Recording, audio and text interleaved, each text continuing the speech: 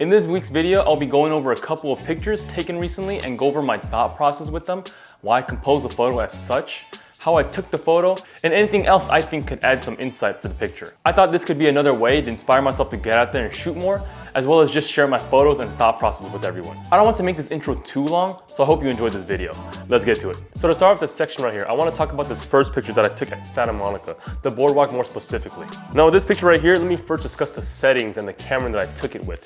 So I took this picture with the Ricoh GR3. That camera will actually be getting a first impressions video as I just purchased that around a month ago or so, maybe 2 or 3 weeks ago. I'm not too sure, I kind of forgot, but it is fantastic. But I'll say more of that for later for the first impressions video. So getting back to this picture, it was taken 1/1000th of a second, f2.8, ISO 400. So for the camera settings really quickly, let me go over the reason why I chose those type of settings. So with the 1/1000th of a second, I just wanted to be able to freeze the frame. As you can see, there's a lot of movements with this person.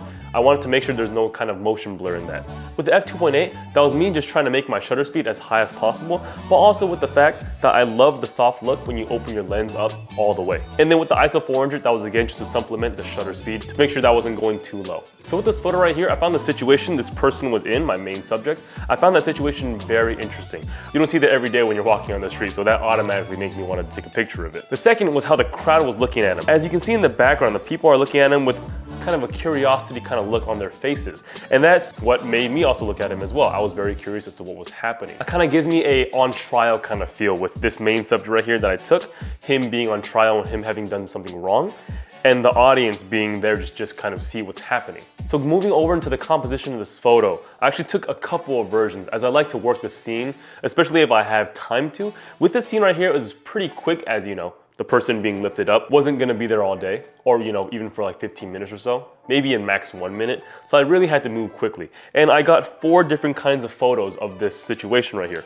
The first being this kind of wide scene. What I like to do, at least my kind of take on horizontal versus vertical, I really like using the vertical orientation when I don't want the sides in my photo. And the same thing with the horizontal. I like to use the horizontal versions when I don't want too much of the sky or too much of the floor, and so on and so forth. I use it to omit information that I think doesn't really add to the photo. And with this photo right here, what I dislike about this photo in horizontal orientation, I don't like how you can see the sides right here and right here. In my opinion, it gets me out of that trial feel that I was kind of feeling when I first saw this photo. You can obviously see the prizes for this activity right here on the side, and I didn't want to kind of ruin the immersion of the feeling that I had for this photo, so I wanted those cut out. So horizontal orientation wouldn't have been good for me for this photo. With this version right here, the second version that I have of this photo, I don't like how this part kind of got in the way. It kind of takes your attention away from the main focus of the photo, which is the subject and the audience. So that kind of just got me out of that. And then with this one right here, this is actually the original version of this photo just cropped. I just wanted him smack right in the center,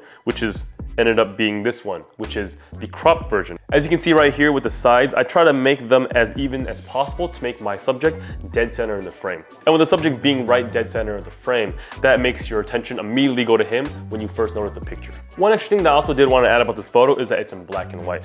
For me personally, I love shooting black and white during cloudy conditions. For these type of cloudy days, for me, I feel like black and white really adds a dynamic look. Also mixed with the high contrast of this particular black and white look. I just love that kind of drastic effect. So for the second photo I want to talk about, it's this picture of this table and this cup that I took in Santa Monica. So quickly going over the settings of this photo as well. This was also taken with the Ricoh GR3, and the settings are right here as shown. I shot it with 1/2000th of a second, f4.5, ISO 400. And again with this one, it's kind of the same thought process that I went with the last image. I wasn't really concerned with the shutter speed with this picture, but with the aperture. Again, the more you open it, the more softer the image is gonna look. And f4.5 for me was perfect enough for that. I really didn't care about anything else. The only thing I was kind of finding a middle ground was making sure that everything in the background was still very visible and not totally blurred out, but also getting that soft look. So the first thing that I wanted to do with this photo, first and foremost, when I was composing the photo, was to make sure that this candle or cup thing, I wanted to make sure that was dead center between those 2 bars. The other thing was to make sure that the background was still visible as well. The one thing that stood out to me in this photo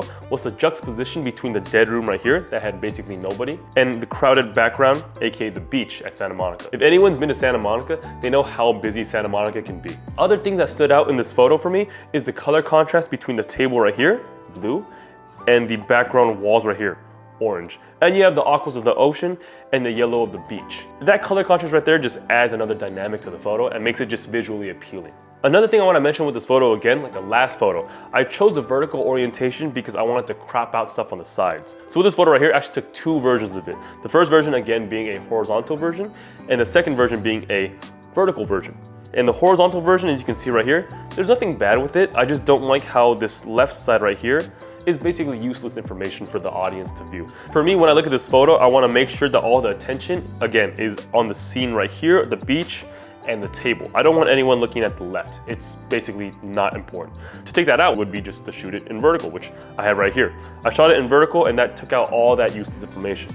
Now I cropped it even more because this is the original photo that I took. I cropped it to basically get the side, the left side right here, out of the picture. So when I crop it, I end up with this. And this is, for me, a much more visually appealing image. And also there's not any useless type of information as opposed to the horizontal one right here. Now for this photo, one thing that I wish I could have done was have a human element right here sitting on this chair. Unfortunately, the store was closed, or I think it was closed. If not, no one was just in it. There was one person, but I assumed that was the owner. But basically, I wish I had this human element right here to kind of emphasize, again, that juxtaposition of it's lonely, kind of empty inside, as opposed to this lively background right here. And then I think would have added more dimension to the photo. Instead, I kind of just get this empty room, which nothing bad, but I really wish there was a person there. Usually I would wait like 5 or 10 minutes or so if I feel like I could get, a person to walk in my frame and get a photo that would add more story to it. But with this situation, I felt like this was the best I can do. So I kind of just took it and I left. So with the last picture I want to talk about is this one that I took at the LA Metro station right here. So with this photo I took with my A7R5, 1/2000th of a second, f9, ISO 640, and I took it with my Zeiss Vatis 85mm lens. So with this situation right here, the first thing that stood out to me that made me want to take the photo is the lighting itself. I love these kind of back side lit scenes where you can really see the texture and the 3D-ness of the setting and the area due to the lighting, as well as the position I'm taking the photo in.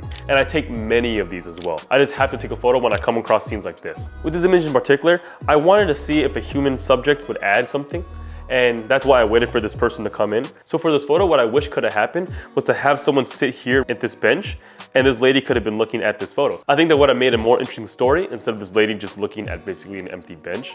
But that's just me. So one more thing I want to add about this photo that I did in post is I wanted to emphasize the middle part of the scene as that's the most important. The sides right here were just the infrastructure that was holding, the building.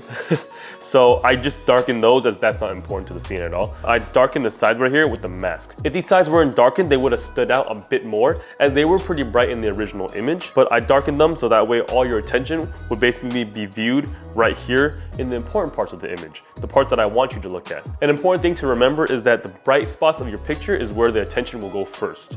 The darkened parts are the ones that will go unnoticed.